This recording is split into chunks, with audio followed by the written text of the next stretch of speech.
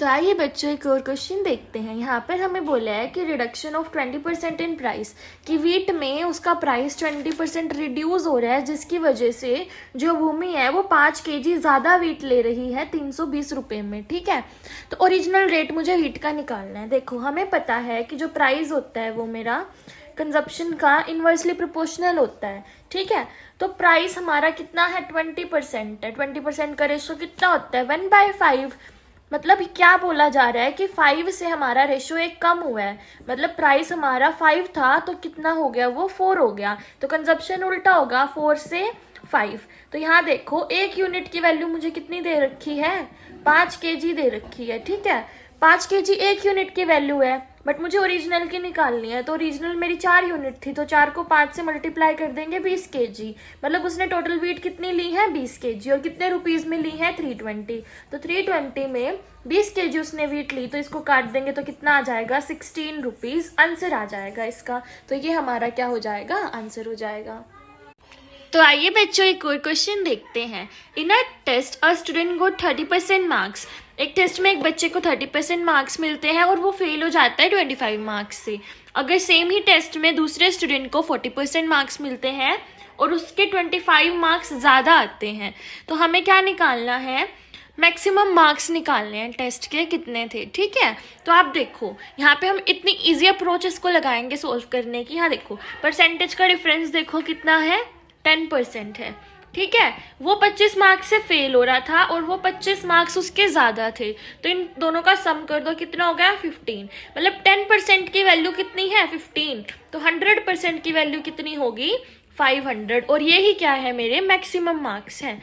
इतने इजीली हम ऐसे सम्स को कर सकते हैं अगर आप रेगुलरली सम्स की प्रैक्टिस करें तो। हेलो एवरीवन, तो आज हम देखने वाले हैं एक और क्वेश्चन। यहाँ पर हमें क्या बोला है, a shopkeeper has certain length of wire, कि उसके पास कुछ लेंथ की वायर है। 10% उस वायर का स्टोलन मतलब चोरी हो गया है और 70% उसके पास उसने बेच दिया है। तो मुझे ओरिजिनल लेंथ निकालनी है अगर उसके पास अभी भी 810 मीटर लेफ्ट है। तो देखो कैसे करेंगे, कि अभी मैं मान लेती हूँ कि उसकी वायर कितनी थी, x थी। ठीक है, तो 10% स्टॉल हो गई। 10% को हम क्या बोल सकते हैं 1/10। ठीक है, तो 1/10 जब स्टॉल हो गई तो अब कितनी बच गई 9/10 बची। तो मल्टीप्लाई में क्या आ जाएगा 9/10। फिर यहाँ पे देखो 70% उसके पास बची है, तो क्या बोल सकते हैं 70% को 7/10। तो 70% उसने सोल्ड कर दी, तो उसके पास कितनी बची है बच्चे 3/10 बची है। और ये सब होने के बाद कितनी लेफ्ट है 810 लेफ्ट है। 9 3 सा कितना हो जाएगा 27। 27 से 810 कट जाएगा 30 पे। तो यहाँ पे 100 है, 100 इंटू 30 कितना हो जाएगा 3000 मीटर। तो उसके पास अभी इतनी लेंथ है, मतलब उसकी टोटल लेंथ कितनी थी 3000 मीटर।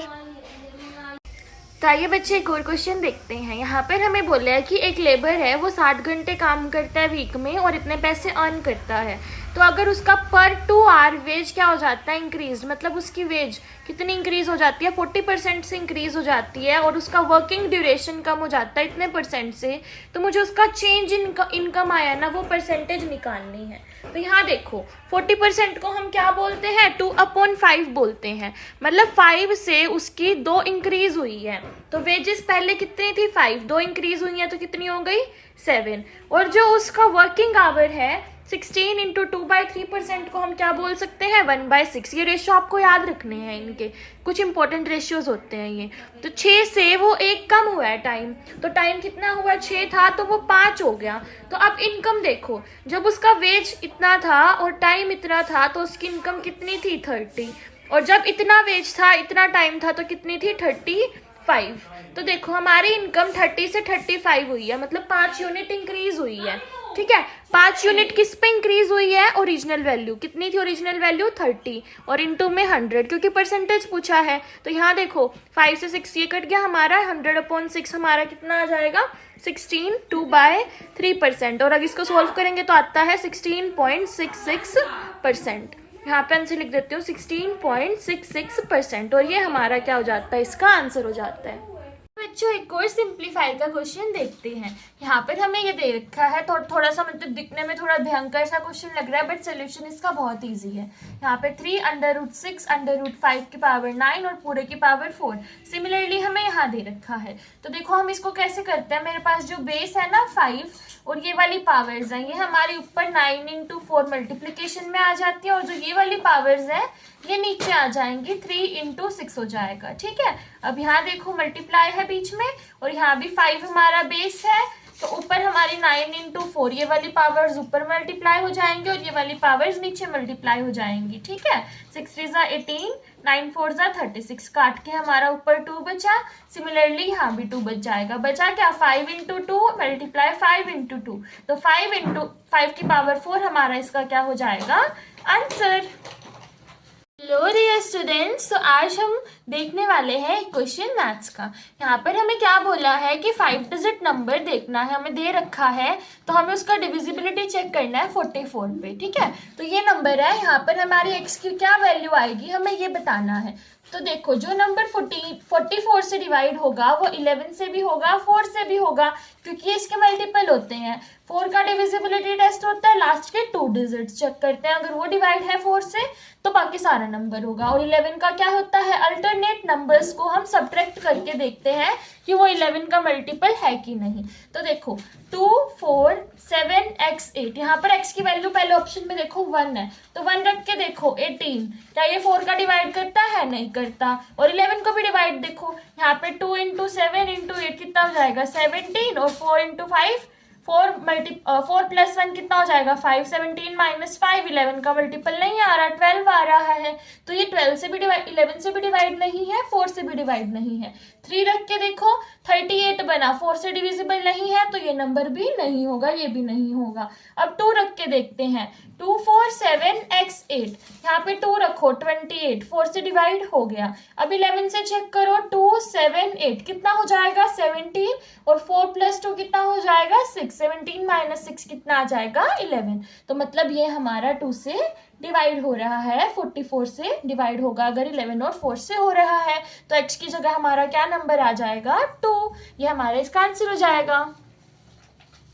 तो आइए बच्चे एक और क्वेश्चन देखते हैं। यहाँ पर हमें क्या बोल रहा है कि हमें इन नंबर्स को असेंडिंग ऑर्डर में अरेंज करना है।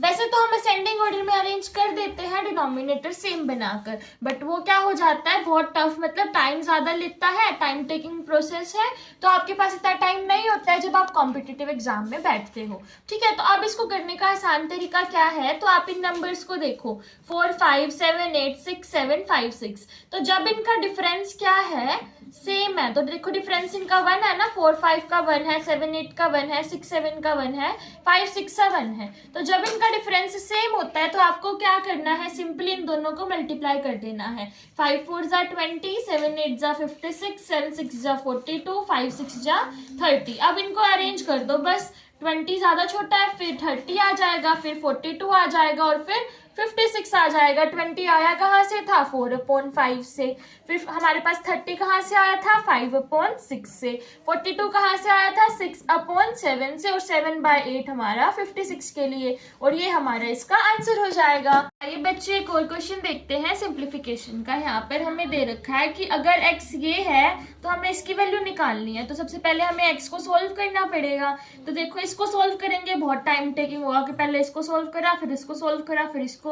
ठीक है, तो यहाँ आपको क्या करना है, सबसे नीचे वाला नंबर देखना है, ये डिनोमिनेटर है ये न्यूमरेटर है, उसको लिख लेना है 1 2 इस तरीके से। ठीक है, अब यहाँ पे ये वाले नंबर काउंट करने हैं 1 2 3 4, उतने डैश लगा लो 1 2 3 4। अब 2 + 1 3, यहाँ 3 लिख दो, 3 + 2 5, यहाँ 5 लिख दो, 5 + 3 8, यहाँ 8 लिख दो, 8 और 5 13, यहाँ 13 लिख दो। तो ये नंबर है ये हमारा ऊपर आ जाएगा, और ये नंबर है ये हमारा डिनोमिनेटर बन जाएगा, और ये इसका क्या हो जाएगा आंसर।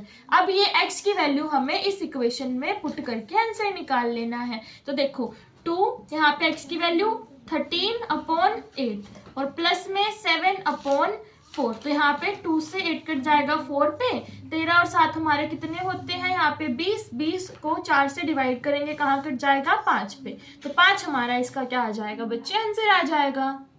बच्चों एक और क्वेश्चन देखते हैं सिंप्लीफिकेशन का। यहाँ पर हमारा 5 बेस है और यहाँ वाली पावर सारी ऊपर आ जाएंगी मल्टीप्लिकेशन में, 4 इंटू 8 इंटू 9 इंटू 18, और इधर वाली पावर सारी नीचे आ जाएंगी, 3 इंटू 6 इंटू 12। तो देखो 3 12 कितना हो जाएगा 36 और 4 9 36। तो ये चीजें तो हमारी कैंसिल ही हो गई बच्चे यहाँ से।